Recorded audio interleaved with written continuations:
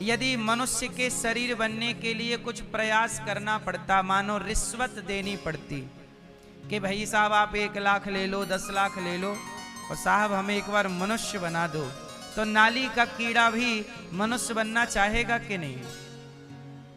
बोलो। अच्छा, कुत्ता को अवसर मिल जाए, कुत्ते से कहा जाए कि तू कुत्ता बनेगा कि मनुष्य बनेगा, यदि विकल्प रखा जाए, ऑप्शन रखा जाए, तो कुत्ता मनुष्य बनना चाहेगा कि कुत्ता कुत्ता ही रहना चाहेगा? बोलो। अच्छा चलो, आपकी नजर में शेर तो जंगल का राजा है, शेर को यदि ऑप्शन मिले कि तू मनुष्य बनेगा कि शेर ही रहना चाहेगा, तो बताओ जंगल का राजा शेर भी शेर ही रहना पसंद करेगा कि मनुष्य? जोर से। 84 लाख योनियां तरस रही हैं कि ये मानव शरीर मिल जाए, इस शरीर को पाकर हरि का स्मरण कर लें, प्रभु का चिंतन कर लें, लेकिन आपको मिला है तो आप उसकी कदर नहीं करते। शरीर मिला है आपको तो आप निंदा चुगली में समय गुजारते हैं, व्यर्थ की बातें करते हैं, ना तो आप अपना कल्याण कर रहे हैं, ना तो आप किसी और का कल्याण कर रहे हैं। चलो किसी का कल्याण ना करो, अपना तो कर लो, अपने बच्चों का तो कर लो। अपने बच्चों को इतनी अच्छी परवरिश दे दो कि तुम्हारे बच्चे तुम्हारा ही सम्मान करते रहें। आजकल के परवरिश इतनी बुरी हो गई और माँ बाप इतना लापरवाह बन गए कि आपका बेटा आपकी ही नहीं सुन रहा है, आपका बेटा आपकी ही नहीं मान रहा है। तो जब आपका बेटा आपकी नहीं सुन रहा है, आपका बेटा आपकी नहीं मान रहा है, इसका मतलब ये हुआ कि आप अपने बेटे को अच्छा इंसान ना बना पाए। तुम्हारा बेटा शराब पीने लग गया, बहन बेटियों को छेड़ने लग गया, तो इसमें गलती उस बेटे की है कि कुछ आपकी भी हिस्सेदारी है, माता पिता की? बोलो। माता पिता की भी कुछ हिस्सेदारी है उस संतान के बिगड़ने में, हाँ या ना? बोलो। तो आप किसी का भला ना करो मेरी माँ, आप अपने बच्चों का ही भला कर दो, उनको सही संस्कार दे के खड़ा कर दो भाई, इससे ही आपका कल्याण हो जाए, इससे राष्ट्र की सेवा हो जाएगी। क्योंकि तुम्हारा बिगड़ा बच्चा रास्ते चलती 4 बहन बेटियों को परेशान करेगा। व्यवस्थाएं कैसे बिगड़ गई? क्योंकि आप लापरवाह हो गए, आप अपनी जिम्मेदारी नहीं निभा पाए। आप कहते हो ना सरकारें अपनी जिम्मेदारी नहीं पूरी करती, नेता लोग अपने वादे पूरे नहीं करते, आप आरोप लगाते हैं, बात सही भी है, लेकिन एक आरोप हर माता पिता पर भी है कि आप अपने माता पिता होने का कर्तव्य पूरा नहीं कर रहे हैं, ये आप पर आरोप है। आज के हर माता पिता पर यह आरोप है कि आप अपने माता पिता होने का, आप अपने दादा दादी होने का कर्तव्य पूरा नहीं कर रहे। माँ बाप लापरवाह ना होते तो संतानें लापरवाह ना होती। संस्कार बच्चों के बाद में बिगड़े हैं, माँ बाप के पहले बिगड़े हैं। माँ बाप के ना बिगड़ते तो बच्चों के क्यों बिगड़ते? सही है या गलत है? इसलिए आरोप किसी और पर लगाने से पहले ये 3 उंगली जरूर देखना चाहिए कि एक उंगली यदि सामने है तो 3 उंगली हमारी तरफ इशारा करती हैं कि हम 3 गुने बुरे हैं, हम अपनी गलतियां नहीं देख रहे। आपकी बेटी बिगड़ गई तो मां आप क्या कर रही थी? बेटा बिगड़ गया तो पिताजी आप क्या कर रहे थे? एक दिन में कोई नहीं बिगड़ता, पर एक दिन जरूर बिगड़ जाते हैं। बिगड़ने में भी बच्चों को सालों लगते हैं। जैसे ही आप लापरवाह हुए, अच्छा एक बात बताओ, वीणा होती है, वीणा, नारद जी के पास क्या है? वीणा पुस्तक धारणीम भयदाम अच्छा, सरस्वती माँ के पास क्या है? अच्छा, वीणा। वीणा बजती है, सुर निकलता है ना। अच्छा, वीणा में तार होता है, क्या होता है? क्या होता है?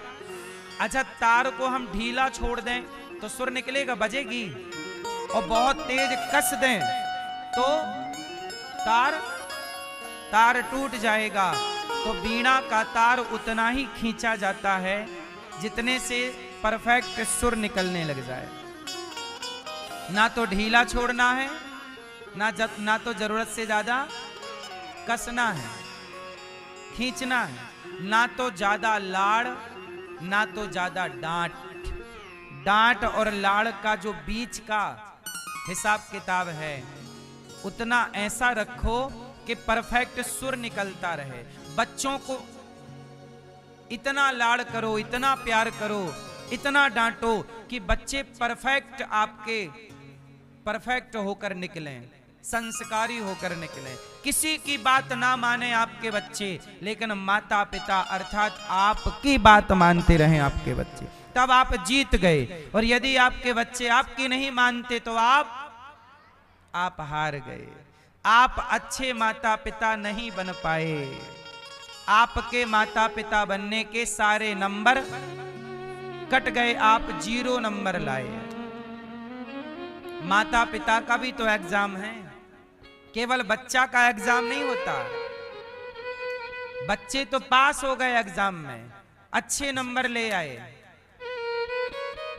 लेकिन माता पिता फेल हो गए। कहां फेल हो गए? कि जब तुम्हारा बेटा शराब पीने लग गया, सिगरेट पीने लग गया, पराई स्त्री बहन बेटियों के चक्कर में पड़ गया, और आप क्या करते रहे? रुपया कमाते रहे। 8 घंटे काम था, ओवर टाइम काम करते रहे, 2 घंटे और करूंगा पैसा आएगा। पैसे तो आ गए पर बच्चे हाथ से निकल गए। पैसे आ गए पर बच्चे हाथ से निकल गए। पैसे कम कमाओ चलेगा, बच्चों को योग्य बनाओ। यही है ये कथा का ज्ञान, यही है शिक्षा। कथाएं क्यों सुनी जाती हैं? ताकि जीवन जीने का मंत्र प्राप्त हो। और मुझे लगता है कि आप गृहस्थों के लिए सबसे बढ़िया मंत्र यही है। 8 घंटे काम करते हो, हम कहते हैं 7 घंटे काम करो। 1 घंटा पूरा बच्चों को दो, बच्चों के साथ बैठो, बच्चों के साथ बात करो। आप लोग मोबाइल चलाते रहते हैं, बच्चे टीवी देख रहे हैं, आप मोबाइल चला रहे हैं। अरे कुछ अच्छी कहानियां सुना दो।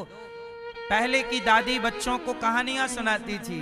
एक हरिश्चंद्र नाम के राजा थे, उनकी पत्नी का नाम तारा था, उनके पुत्र का नाम रोहित था।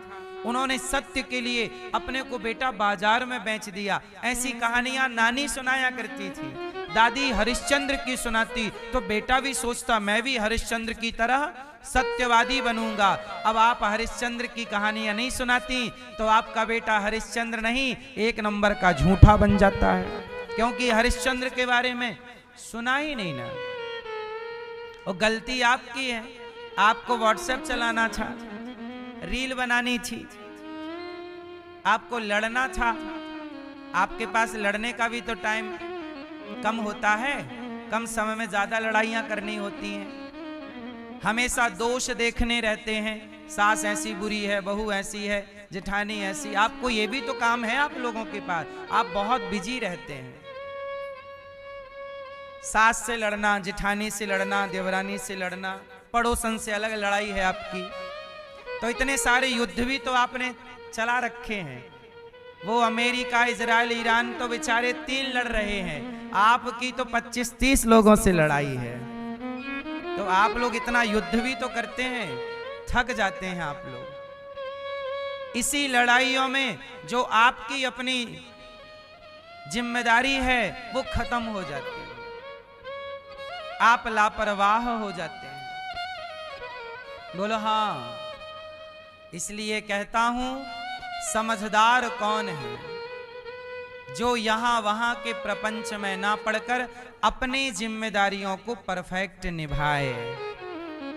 यदि आप पत्नी हो तो अच्छी पत्नी बनो, पति हो तो अच्छे पति बनो, पुत्र हो तो अच्छे पुत्र बनो, सास हो तो ब्रांडेड सास बनो। चाइना मॉडल नहीं, कब बिगड़ जाए, बहु ब्रांडेड हो।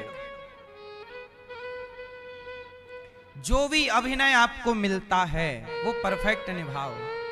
जैसे ये दास अनिरुद्ध को भगवान ने जिम्मेदारी दी कि जाओ अनिरुद्धाचार्य, तुम वृंदावन में वृद्ध माओं की सेवा करो।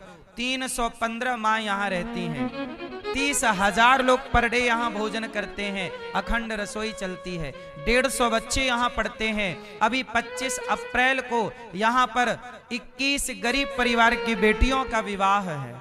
अब बताओ, इतनी सारी जिम्मेदारी यदि मुझे ईश्वर ने दी है तो मैं प्रत्येक जिम्मेदारी को ईमानदारी से सही सही निभा रहा हूं कि नहीं? फिर तो आप क्यों नहीं निभा रहे हैं जो आपको मिली है जिम्मेदारी? आपकी जिम्मेदारी तो छोटी सी है। 2 बच्चे हैं आपके, 3 बच्चे हैं आपके, या 1 बच्चा है आपका, या 4 बच्चे होंगे बस। उन्हें संस्कार दीजिए, उन्हें टाइम दीजिए। बाद में आपको ही रोना पड़ेगा, हमें नहीं। हम लापरवाह आपकी तरह नहीं हैं। आप लापरवाह हैं। जो लापरवाही करेगा उसे सजा मिलेगी, कोई भी क्यों ना हो। इसलिए आपसे इतनी सी प्रार्थना है कि अपने बच्चों का पूरा ध्यान रखें। जैसे गर्मी की छुट्टी आ गई, अब गर्मी में 7 दिन 10 दिन का टाइम निकालो और बच्चों को लेके वृंदावन आओ। पोथी पाठ हो रही है, पोथी पाठ में आओ, इसी बहाने भागवत जी के पाठ सुनो, बच्चों को बिठाओ, कथा सुनाओ। अब देखो ये बच्चे कितने सारे यहाँ आए हैं। आप धन्यवाद के पात्र हैं, आप जैसे माता पिता जो अपने बच्चों को बगल में बिठा के कथा सुन रहे हैं। आप अच्छे हैं। कम से कम आपने कुछ जिम्मेदारियां तो निभाई। कुछ आप लोग समझा सकते हैं, कुछ आप लोग नहीं समझा सकते, कुछ हम समझा सकते हैं। इसलिए बच्चों को 7 दिन केवल हमारे पास ला करके बिठाओ। साल में 7 दिन का, हर साल आप अपने बच्चों को गर्मियों की छुट्टी में कथा सुनाने लाओ। बाकी दिन ठीक है, पार्क में घुमाओ, यहाँ घुमाओ, वहाँ सब सही है, शॉपिंग कराओ, सब सही है, पर साल में 1 बार, हर साल 7 दिन वृंदावन लाओ। चलो कथा सुनो बेटा। आप लोगों के बच्चों को सही ज्ञान, सही मार्ग, सही संस्कार देने के लिए ही भगवान ने ये दास अनिरुद्धाचार्य को भेजा है कि जाओ समझाओ, समझाओ। जैसे भगवान कृष्ण दुर्योधन को समझाने गए, वो नहीं समझा, अलग विषय है, पर समझाए कि नहीं? ऐसे ही है कि हम अपना काम तो कर दें। 7 दिन में आपके बच्चों को बहुत कुछ समझा देते हैं, बिगड़े हुए सही हो जाते हैं। आप कथा सुनिए तो सही, कथा का लाभ लीजिए, थोड़ा थोड़ा जीवन में उतारिए तो सही। आप बदलाव चाहते हैं सब लोग, पर करना कुछ नहीं है। ऐसे नहीं बदलाव होता। तैरना है, स्विमिंग करना है तो पानी में उतरना ही पड़ेगा। खटिया पे हाथ पांव चलाने से कोई स्विमिंग नहीं कर पाता। तैरने के लिए आपको पानी में उतरना ही पड़ेगा।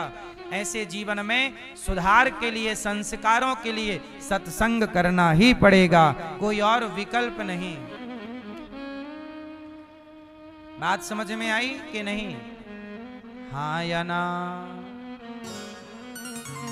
एक बात और मैं आज आपको कहूं, आप लोग स्वयं, मैया बहुत ध्यान से सुन लेना। आज अभी हमारे कुछ भक्त लोग यमुना जी में नाव पलट गई और बेचारे भगवत धाम चले गए। मैं आपको एक छोटी सी प्रार्थना पहले भी कर चुका हूं, आज भी कर रहा हूं। आप अपने बच्चों को 1 क्लास कम पढ़ाना, पर आप सब अपने अपने बच्चों को तैरना जरूर सिखाना।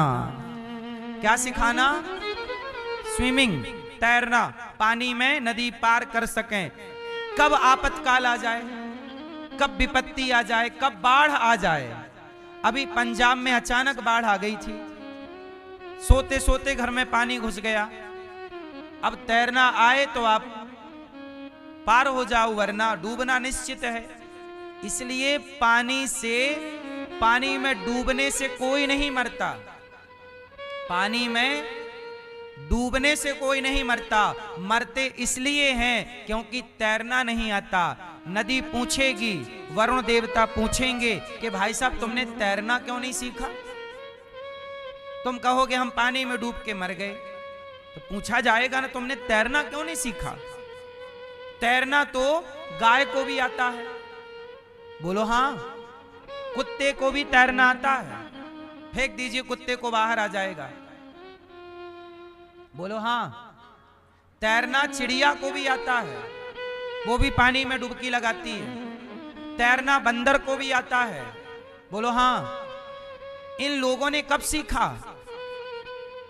नदी, नाला, पानी कब आ जाए? कम से कम आप इतने लापरवाह तो ना बनो। विदेशों में 1 साल के बच्चे से शुरू कर देते हैं तैरना सिखाना। 5 साल के होने के पहले ही वो तैरना सीख जाता है। तैरना सबको आना चाहिए। आप में से कितने लोगों को तैरना आता है?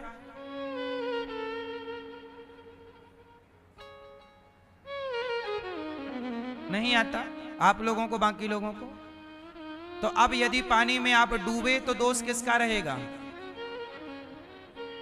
बोलो, किसका रहेगा? आप खुद अपनी हत्या के जिम्मेदार हैं।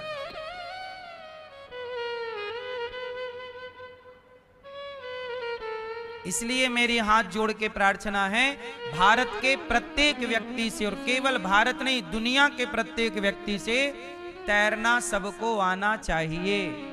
ये दास अनिरुद्ध को भी मैं यमुना जी को पार कर लेता हूं। जब पढ़ने आया मैंने पार किया।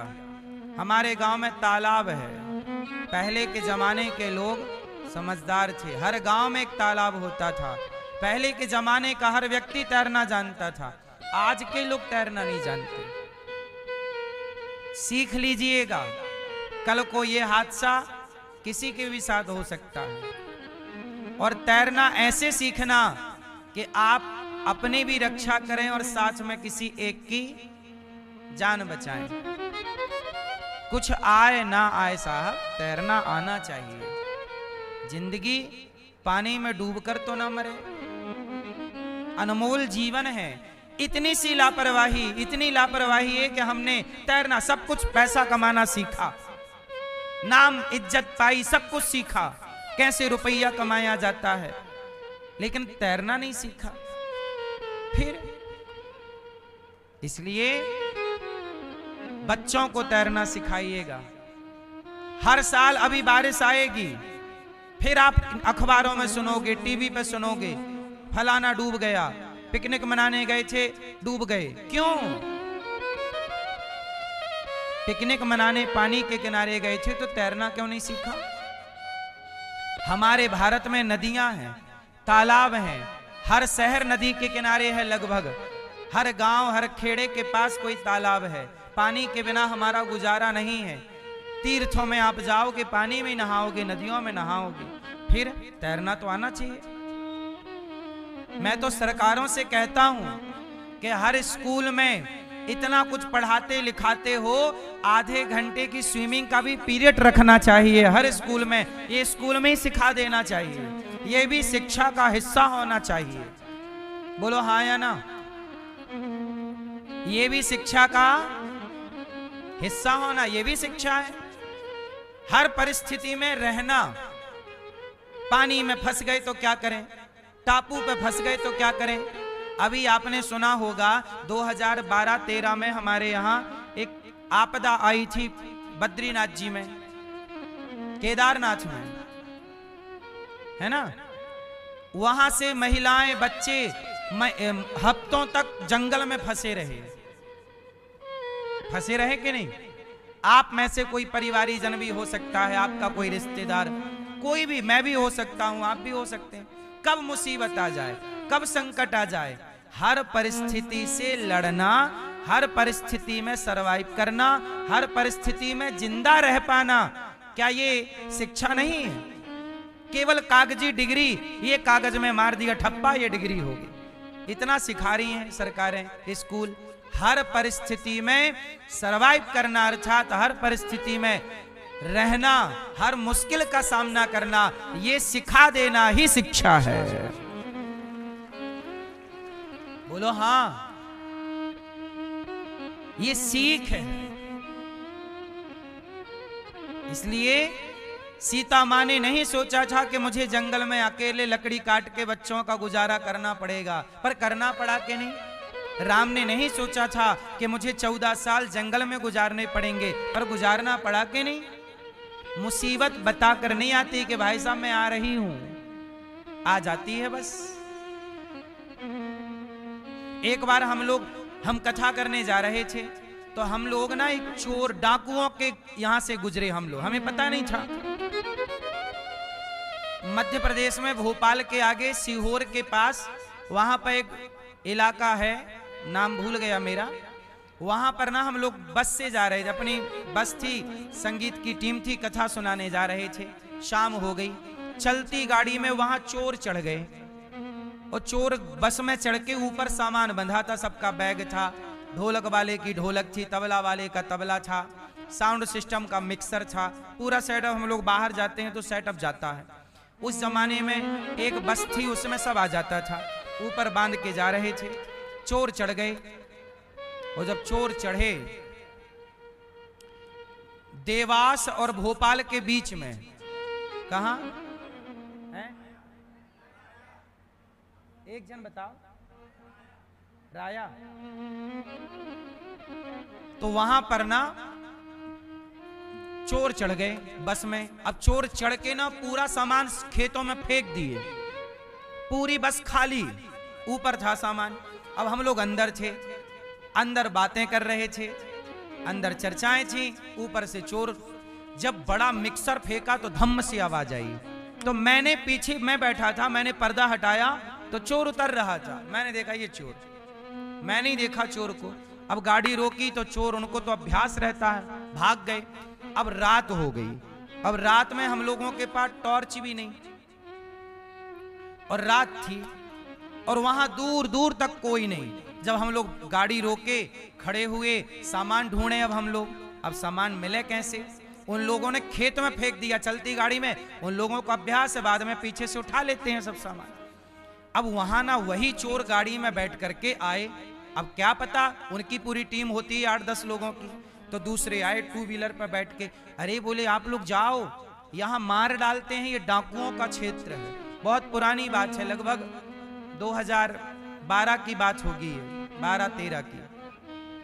तो डाकुओं का इलाका है। बोले भागो आप लोग, वरना ये मार देते हैं, बंदूक रहती है इनके पास। हम लोग बोले मारेंगे तो मरेंगे, सामान तो पूरा लेके जाएंगे भाई, इसके बिना काम नहीं होगा। वहां यजमान बैठा है, गुरुजी आएंगे, कथा सुनाएंगे, पर कथा का सेटअप तो फेंक दिया इसने। साउंड नहीं चलेगा, क्या आवाज आएगी? ढोलक चाहिए, तबला चाहिए, सब व्यवस्था चाहिए। सबके बैग फेंक दिए, कपड़े लत्ते गायब। अब हम लोग वहां खड़े रहे। वो बार बार गाड़ियों में आए, बोले आप लोग भागो यहां से, मार डालेंगे ये लोग। हमने कहा जाओ तुम जाओ।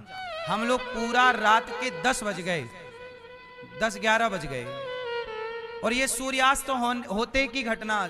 हल्की सा सूर्य ढला, रात हुई, अंधेरा हुआ, चढ़ गए। हम लोग रात के 10-11 बजे तक सामान ढूंढे खेतों में जा जाके, और सारा सामान समेट लिया हम लोगों ने, सब मिल गया। हमने कहा तुम चोर हो तो हम जगत के पालनहार चोर की नगरी वाले हैं, उससे बड़ा चोर तुम थोड़ी हो सकते हो। वो चित्त चोर है, हमारे कन्हैया चित्त चोर है। पूरा सामान हम लोग समेट लिए। ये अखिलेश भी था हमारे साथ उस समय। क्या तुम भी थे सनी? ये 2 थे हमारे साथ। सारा सामान हम लोग, और हम लोगों ने फिर, अब हम लोगों को उन लोग धमकी दे रहे हैं कि मार डालेंगे गोली, तो हम लोगों ने भी एक डंडा रख लिया और गाड़ी पे मारे। तो हम लोग के बंदूक हमारे पास भी है। भाई अब वहां उनको डराना तो है, अब जहां कोई दूर दूर तक आपका ना, इसलिए भय से हर अब देखो मेरे साथ ये परिस्थिति आ गई, आपके साथ आ जाए, उस परिस्थिति में क्या करोगे आप? डरोगे, भागोगे, नहीं, उस परिस्थिति में हमें रहना है, परिस्थिति का सामना तो करना ही है। तो हम लोगों ने भी उनको डराया। हम लोग बोले आओ लड़ो, चलाओ तुम गोली, हम देखते तुम्हारी गोली का जवाब। पूरा सामान समेटा, ढूंढा, जहां की जहां सामान रखा, बांधा, और वही चोर खड़े देख रहे हैं कि मिल गया इनको, क्योंकि वो चोर हैं। अच्छा पुलिस को फोन लगाएं, फोन ना लगे, कोई सपोर्ट नहीं, पुलिस आई नहीं। उस जमाने में इतने सुविधाएं नहीं थी कि तुरंत पुलिस आ जाए। 2012 की घटना है। बोलो हाँ। तो हम लोग फिर सामान लेके चल पड़े, साकुशल वहां से निकल गए। मतलब ये है कि कब आप डाकुओं के हाथ लग जाएं, कब आप चोरों के हाथ लग जाएं, कब आप नदी के हाथ लग जाएं, कब आप आग के हाथ लग जाएं, परिस्थिति कब कौन सी आ जाए, कहां आ जाए, किस पर आ जाए। मैं आपसे बस यही कहता हूं कि परिस्थिति कितनी भी स्ट्रांग क्यों ना हो, लेकिन आपसे मजबूत कोई ना हो, आप सबसे मजबूत हो। विपत्ति तो आएगी, संकट आएंगे, पर आपको डट के सामना करना पड़ेगा। इसलिए अपने बच्चों को मजबूत बनाइएगा। अच्छे बुरे हर प्रकार के लोग समाज में रहते हैं। जीवन में कभी डरने का नहीं, गलत काम करने का नहीं। हम लोग किसी की चोरी नहीं करते, पर अपना कोई सामान 1 रुपए का ले जाए तो वापस लाने की पूरी कोशिश करते हैं। भाई साहब ये हमारी मेहनत का है, तुम कहां ले जा रहे हो? हमारी मेहनत। बचपन में मेरा भरोसा कब से मजबूत हुआ, एक छोटा सा वाक्य आपको सुनाता हूं। एक बार की बात है, मैं अपने गांव में था, तो मैं खेत जा रहा था। मेरे पास उस जमाने में